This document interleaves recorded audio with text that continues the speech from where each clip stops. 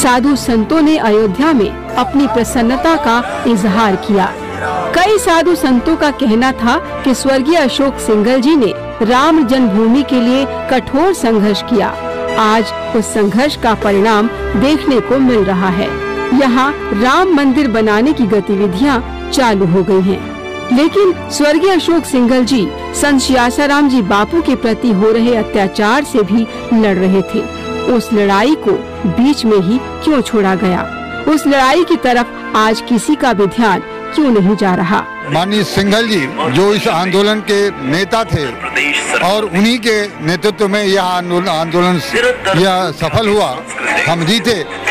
उनका एक था राम जन्मभूमि पर मंदिर का निर्माण हो, और दूसरा आसाराम बापू जी जो धर्मांतरण के विरोधी थे, हर बालक को राम के रूप में प्रदर्शित करना चाहते थे, उनको मुक्त कराना, उनको साजिश से मुक्त कराना, यह उनका दूसरा लक्ष्य था। श्रद्धेय बापूजी के जब यह कार्यक्रम शुरू हुआ, मैं उसी समय से पूरे विश्वास पूर्वक कह रहा हूँ कि यह लांछना व्यर्थ का है, यह आरोप झूठा है, यह मनगढ़ंत है और इसको गढ़ करके तैयार किया गया है, खड़ा किया गया है और वहां पर ले जाया गया है जहां नियम और कानून से कुछ बातें बंधी हुई हैं।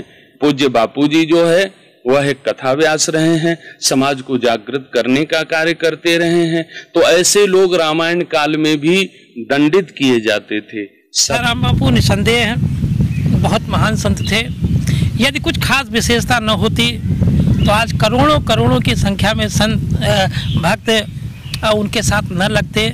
दावे के साथ कह सकता हूँ केवल लोक कल्याण के लिए ही आसाराम बापू ने इस इतने बड़े कलंक को अपने माथे पर लगा के, समाज इनके शिष्य हैं और इनसे संबंधित लोग हैं, सब लोग इस चीज़ को समझते हैं। कौन नहीं बिकाऊ है संसार में, बावजूद इसके भी कलंक लगा लेना उचित समझा, लेकिन कभी खरीद फरोख्त जैसी राजनीति नहीं की। मैं आसाराम बापू को कोटिशः प्रणाम करता हूँ। आसाराम बापू जी ने गुजरात में, राजस्थान में जितना पूज्य आसाराम जी ने काम किया है उतना शायद किसी ने किया हो। जिस तरह से उड़ीसा में स्वामी लक्ष्मणानंद महाराज ने किया था, धर्मांतरण को लेकर के काम किया था, जिन्होंने बहुत बड़ा योगदान किया धर्मांतरण पे, आज उनके साथ इतना घोर अत्याचार, पापाचार, दुराचार हो रहा। और कुछ ऐसी मशीनरियां हैं कि उन धर्माचार्यों को, उन आचार्यों को, उन पीठ के जो इस तरह के काम करते हैं, जो सनातनी परंपरा को और धर्मांतरण के रोकने के लिए जो काम करते हैं, उनको ऐसे चक्रव्यूह में फंसा करके और ऐसे डाल देते हैं जिसकी हम कल्पना नहीं कर सकते। इस तरह अशोक सिंघल जी की एक इच्छा थी कि एक राम मंदिर हो जाए। एक आसाराम बापू जो अपने का नाम है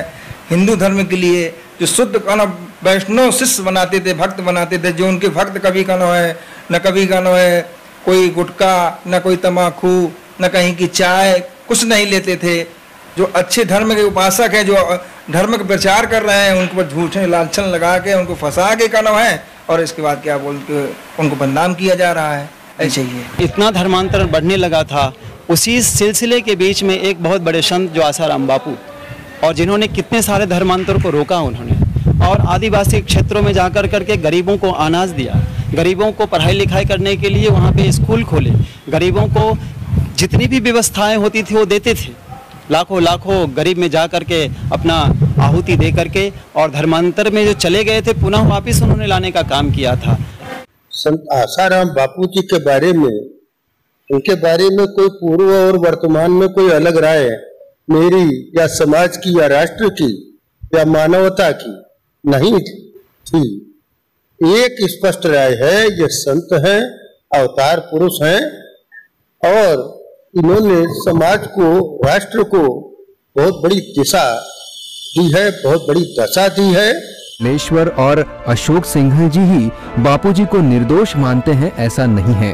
अयोध्या के दिग्गज महंत एवं श्री राम जन्मभूमि न्यास के अध्यक्ष नृत्य गोपाल दास जी का भी यही मानना है और वो साफ तौर पर कह चुके हैं। ये तो साधु संतों को बदनाम करने के लिए जो धर्म विरोधी है, जो मर्यादा विरोधी है, सनातन धर्म विरोधी है, हिंदू धर्म विरोधी है, वो साधु महात्माओं के ऊपर आक्षेप प्रत्याक्षेप लगा सकते हैं, परंतु सूर्य और चंद्रमा सदा निष्कलंक रहते हैं। इसलिए आसाराम बापू का सारी दुनिया में नाम है, आज भी है, और उसको कलंकित करने के, बदनाम करने के लिए, उसके साथ साधु समाज को बदनाम करने के लिए ये सारी कुचेष्टाएं की गई हैं।